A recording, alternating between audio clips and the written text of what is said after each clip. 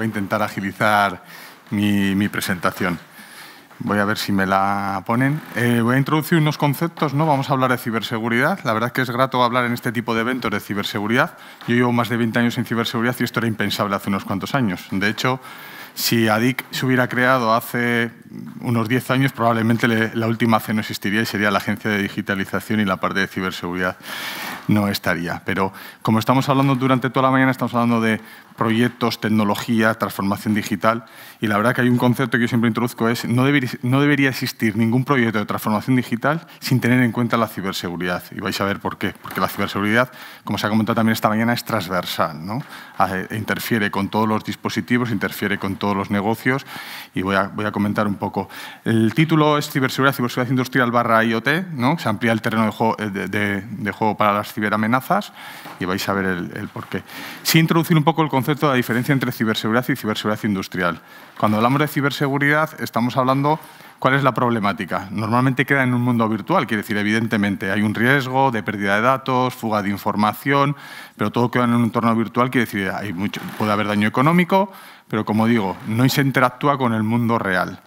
Pero cuando hablamos de ciberseguridad industrial ya estamos hablando de diferentes dispositivos, diferentes entornos que el impacto puede ser mayor. ¿Por qué? Porque estás controlando la compuerta de un pantano. Hemos hablado, la mesa anterior estaba hablando de Smart City. Si estamos hablando de Smart City, puedes tener un problema en Smart City y por lo tanto hay que velar en esos proyectos de Smart City. La capa de ciberseguridad es importante para que no sean vulnerables, porque son dispositivos que estamos conectando a Internet y por lo tanto son susceptibles de poder ser atacados. Y como digo, interfieren con el mundo real, porque si tú en el sistema SCADA de un pantano le das a abrir a la compuerta abrir la compuerta en un dispositivo, en una pantalla, en un ordenador, en el mundo físico, en el mundo real, se abre la compuerta de un pantano.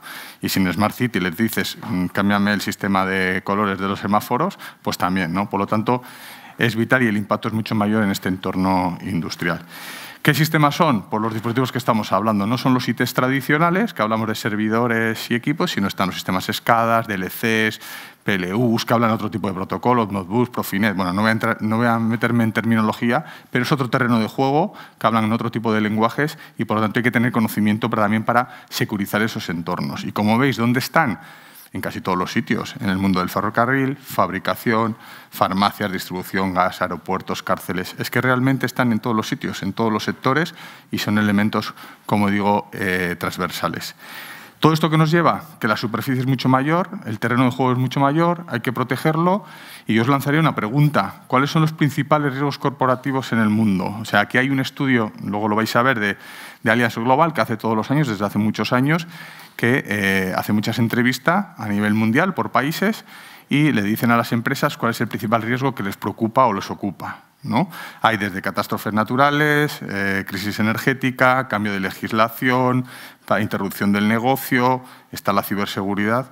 ¿Qué puesto creéis que ocupa la ciberseguridad a nivel mundial? ¿A dónde podemos pretender? Quiere decir, fíjate lo que estoy hablando, interrupción del negocio, cambio de legislación. ¿Qué diríais? ¿Nadie se atreve a decir en el top 5? Entonces? Pues realmente es el primero. Quiere decir, en este estudio que se lleva haciendo desde hace muchos años, pues más de 20 años, realmente, como veis, las flechitas marcan quién está en la misma posición. Eso quiere decir que en 2023 es la ciberseguridad, el incidente de ciberseguridad, pero en 2022 eran los incidentes de ciberseguridad. Y está por encima de la interrupción del negocio, de la crisis energética, de la falta de perfiles. Como veis, hay muchos riesgos, pero el principal riesgo que ocupa a nivel mundial es la ciberseguridad, porque realmente también luego están entrelazados con muchos de los demás riesgos. Y yo haría la pregunta, como somos latinos y vamos a nuestro ritmo, en España, ¿a qué podemos pretender que la ciberseguridad, cuál sería en qué posición estaría la ciberseguridad en esta preocupación de las empresas? El primero, pues efectivamente, el primero. Este sí que ha escalado del año pasado, siempre ha estado jugando entre el primero y el segundo puesto, pero como veis, en España también la ciberseguridad, los incidentes de ciberseguridad es el primer riesgo que preocupa a las compañías. Y además, como veis en este estudio, que la ciberseguridad empezó a aparecer en el estudio en el 2012 y aparecía en el puesto número 15. Y en tan solo 7 años escaló del número 15 al número 1. Quiere decir que es poco tiempo para que un riesgo, comparándose con los demás riesgos, que son riesgos, como digo, fijaros qué riesgos ha escalado. ¿Qué quiere decir esto? que sí, que el nivel de sensibilización sobre la ciberseguridad ha crecido. Tenemos muchas cosas por hacer y todavía hay mucha margen de mejora. Como digo, todavía hablamos mucho y hacemos menos en materia de ciberseguridad. Pero es verdad que cuando hace 20 años yo hablaba de ciberseguridad no tenía nada que ver. Como digo, no había este tipo de eventos donde te invitaban, se hablaban de otras cuestiones.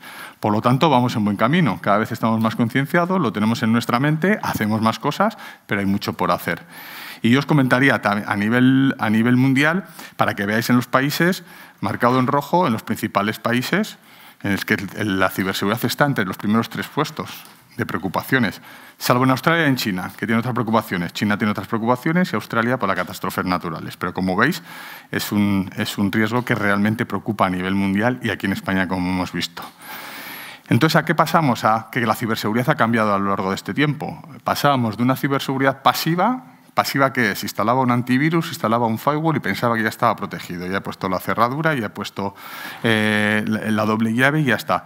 Pero no, lo que se estila y lo que se está yendo es a una defensa activa, ¿no? Es decir, que ya incorpora la ciberseguridad, hay que entenderla como un proceso e incorpora tecnología, procesos, procedimientos, personas perfectamente cualificadas.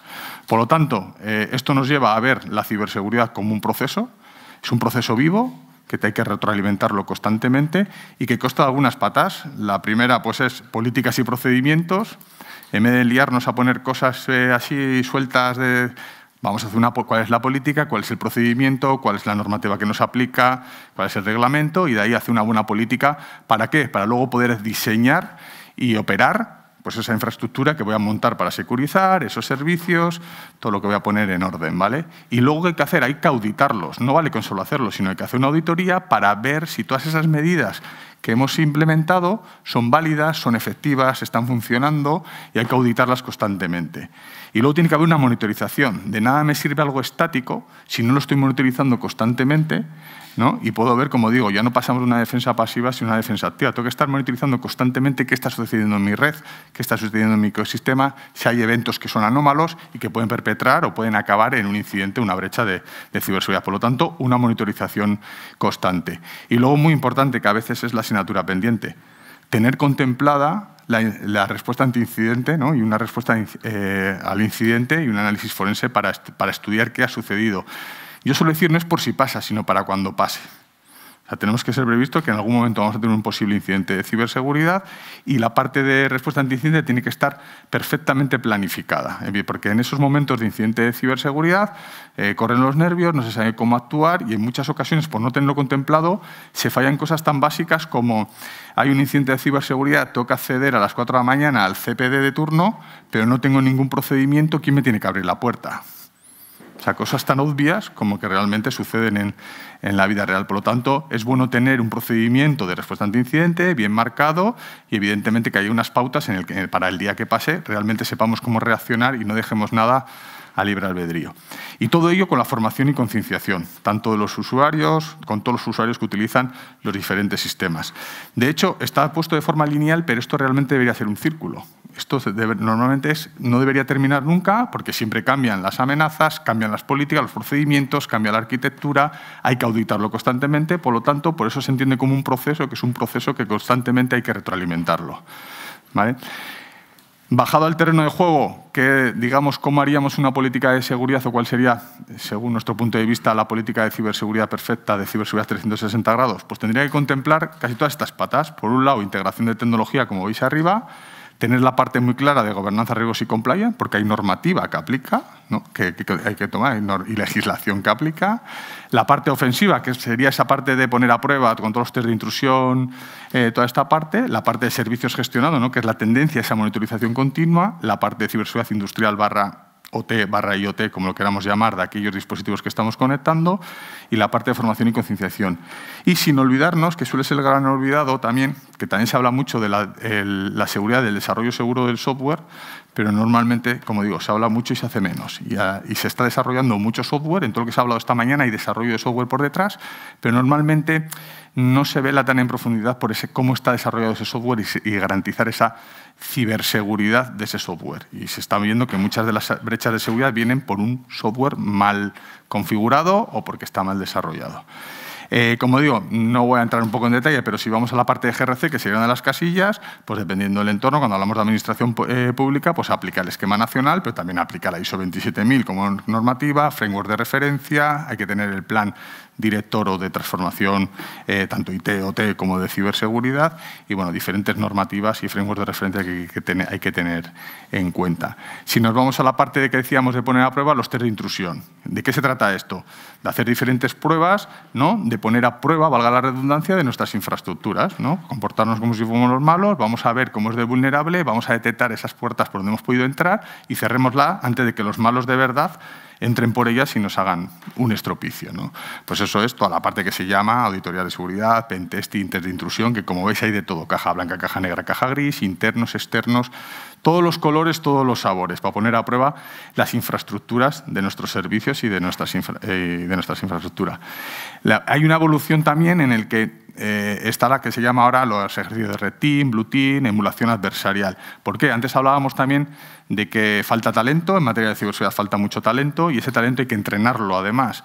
Estos temas de Red Team también valen para entrenar esos equipos que están en el equipo de seguridad de las diferentes entidades, donde a través de este tipo de ejercicios que emulan ciberataques simireales, ponen a prueba o se pueden entrenar ante un incidente que sea real, ¿no?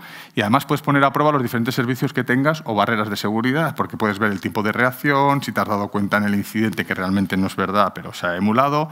Entonces, bueno, pues es importante también esta capa de emulación adversarial. ¿Y cuál es la tendencia? La tendencia, habréis oído cada vez más los SOC, los Security Operation Center, ¿no? Que es operar los diferentes servicios desde un centro de operaciones, donde tienen gente experta, monitorizando en tiempo real y dando diferentes servicios de ciberseguridad, que normalmente tienen que tener capacidad de monitorización 24/7, dependiendo de la criticidad del servicio, tiene que tener un equipo de respuesta ante incidentes que esté formado y cualificado para responder en cualquier momento, y bueno, por lo que es un SOC. Pues eso es un poco la tendencia a contratar. ¿Por qué hay una tendencia a contratar este tipo de servicios o a crear los SOC? Porque también es verdad que cuando hablamos de ciberseguridad los perfiles son muy diversos. Decimos, no, ciberseguridad, ¿sabes de ciberseguridad? No, a lo mejor sabes de una patita de la ciberseguridad, pero es que la ciberseguridad tiene muchas patitas. Y hay que pivotar en estos 4 pilares. Monitorización, difícil te puedes proteger de algo que no ves. Si no tienes monitorizado, en ciberseguridad se habla mucho de defensa por oscuridad. Estoy seguro porque no sé exactamente lo que estoy viendo. Entonces, existe la capa de monitorización, que es ver en tiempo real qué está sucediendo. La otra pata es la capa de vulnerabilidades, que realmente esto sería extrapolable a decir cuántas puertas y ventanas tengo abiertas por donde pueden entrar. No es que me estén entrando, qué probabilidades y qué riesgo de exposición tengo en base a mis vulnerabilidades. Y además hay que contextualizarlo, quiere decir, hoy podemos detectar que esa puerta está abierta y probablemente si pasa algún caco por ahí puede entrar, pero hay poca probabilidad porque no están entrando por ahí, no pasea mucha gente, entonces la probabilidad es menor. Pero a lo mejor mañana sucede algo, un evento, que esa puerta, si ese pasillo es más concurrido y tienes más riesgo de que te entren por ahí. Quiere decir, teniendo la misma puerta abierta, tienes mayor riesgo dependiendo la coyuntura en este caso de Internet o de los ciberataques. Por lo tanto, sin cambiar nada tu infraestructura, tu riesgo cambia. Por lo tanto, hay que contextualizar y hay que ver esas puertas y ventanas que tenemos abiertas contra cómo está el entorno fuera. Por lo tanto, hay que contextualizarlo. No insisto, respuesta ante incidente de análisis forense, entendiendo respuesta ante incidente, tengo un incidente, nos entran los nervios y la principal prioridad es volver a la normalidad lo antes posible, poniendo contramedidas sobre la normalidad, y análisis forense es no quedarme ahí, es analizar hasta dónde ha llegado esa brecha de seguridad, si lo que he visto es la punta del iceberg, si hace tiempo que está abierta, si ha habido fuga de información, para saber si ese incidente de ciberseguridad al final puede acabar teniendo mayor impacto. Y la parte de ciberinteligencia y analizar la Deep Web y Dark Web va un poco de lo mismo también. Si vemos que en una entidad hay una brecha de seguridad, que se han robado varios datos y luego vemos en la Dark Web que se está negociando o se están vendiendo esos datos en la red profunda, pues probablemente el impacto pueda ser mayor porque se van a hacer algo con esos datos, ¿no? Eso nos ayuda también a saber de qué índole puede ser un posible incidente que hayamos tenido en nuestra organización. Formación y concienciación, muy importante. Habréis escuchado muchas veces, el eslabón más débil de la cadena es el usuario final. Ya puedes tener una gran inversión en ciberseguridad, que un usuario que recibe un correo legítimo, que tiene un link, que le dice que le ha llegado un paquete de DHL o de correos y pincha, te encripta toda la información y te ha creado un estropicio, ¿vale? En esta parte, como digo, cuanto mayor sea la sensibilidad del usuario en estar formado y concienciado y mayor sea el grado de madurez de esa formación y concienciación, evitan muchos incidentes de ciberseguridad. Por lo tanto, hay que hacer planes de formación y concienciación. También es verdad que a los usuarios a veces les tenemos abrasados con cierta formación, entonces hay que hacerlo de forma atractiva, hay que pincharles un poquillo, haciendo phishing, haciendo ver que pueden caer, pues date esta formación. Es decir, hay muchas modalidades para que les llegue este tipo de formación y concienciación a todos los usuarios para que no lo vean como algo, que además que lo vean útil, que lo mismo que van a aprender para que luego los sistemas no sean vulnerables, en casa también lo pueden aprender para no tener posibles incidentes. Lo que os comentaba de los... Un minuto, voy. Lo que os comentaba de los perfiles. Son muy diversos. Ahí es un poco una representación de los diferentes perfiles. A mí esto de que una persona de ciberseguridad sabe de todas las cajitas, pues normalmente no. Puede tener un conocimiento transversal para hacer una gestión, pero luego la gente que opera en el SOC tiene un conocimiento específico. La gente que hace auditorías de seguridad, pentesting, tienen otras motivaciones, ¿vale? Entonces, son diferentes. Y la parte de GRC, de gobernanza, riesgos y compliance, otro tipo de perfil, más consultor, más ordenados, ¿no?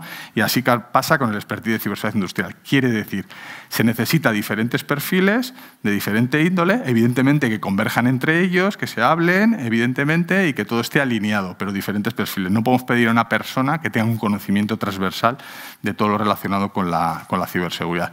Termino ya, lo que quería decir es, el gran olvidado de muchas ocasiones es el SDLC, o pondríamos una S al principio. Ese SDLC, la seguridad del desarrollo seguro del software.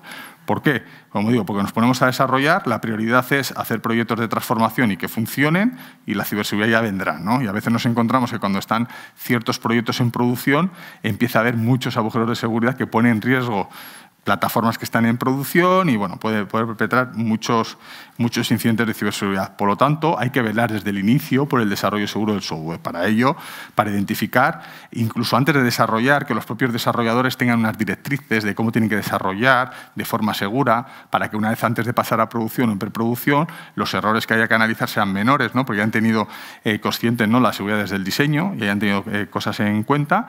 Y luego, pues eso, como digo, y unos análisis finales antes de pasar a producción, unos pentesting al propio código, a las plataformas de desarrollo, para ver si son seguras o no y no tener el problema una vez que están en producción, que cuesta mucho más dinero corregirlo y el impacto es mucho mayor una vez que están en producción. Y para terminar, ahora sí, he ido un poco rápido, pero bueno, quería buscar una frase, pero me tengo que quedar con tres, ¿vale?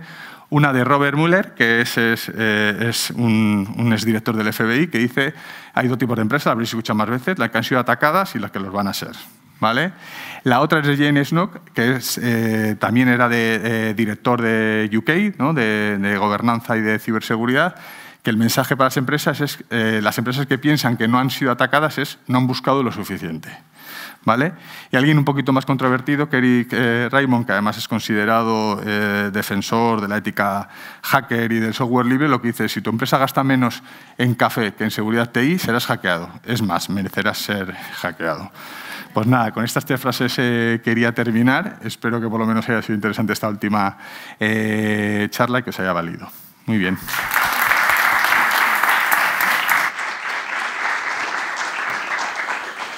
Muchas gracias, Álvaro. Interesante, no, súper interesante. Lástima, perdona por haber tenido que ir cortando, pero a estas horas aquí contamos con los compañeros que hemos moderado la jornada, que, bueno, si hacemos un mínimo resumen, hemos afrontado esta jornada de administración pública desde distintas perspectivas. Hemos comenzado el director general de TIC con la transformación digital que ha sufrido la Generalitat Valenciana en los últimos años, y luego hemos abordado distintos temas que son más o menos transversales en la administración y que, bueno, pues están en el día a día, como son la ciberseguridad, experiencia de usuario, transformación digital, digitalización. Luego también hemos visto temas que son tendencia, tecnologías incluso disruptivas, smart cities, uso de drones, inteligencia artificial, blockchain. O sea que hemos tratado de dar una visión amplia de lo que es la informática en la administración local, tratando ese término que has utilizado antes de rancio, de que no sea así. Y bueno, realmente la sensación que tenemos desde la Administración Pública Valenciana es que estamos, se puede decir, en la punta de lanza en muchos temas, y eso aquí los compañeros que compartimos muchos foros somos conscientes de que en muchos temas estamos innovando, y hay muchas otras ciudades mirando a Torrent, Paterna, Alcoy, Valencia. Y bueno, Por nuestra parte, simplemente quedaría, en primer lugar, agradeceros vuestra atención, a los ponentes, por supuesto, vuestras contribuciones, e invitaros a lo que queda por delante, porque esta tarde tenemos un webinar sobre la aplicación de 5G como herramienta de innovación, y mañana tenemos el congreso y pasado mañana tenemos otra jornada online sobre innovación, tecnología y personas. Muchas gracias a todos. No sé si queréis añadir alguna cosa. No. Pero bueno, muchas gracias.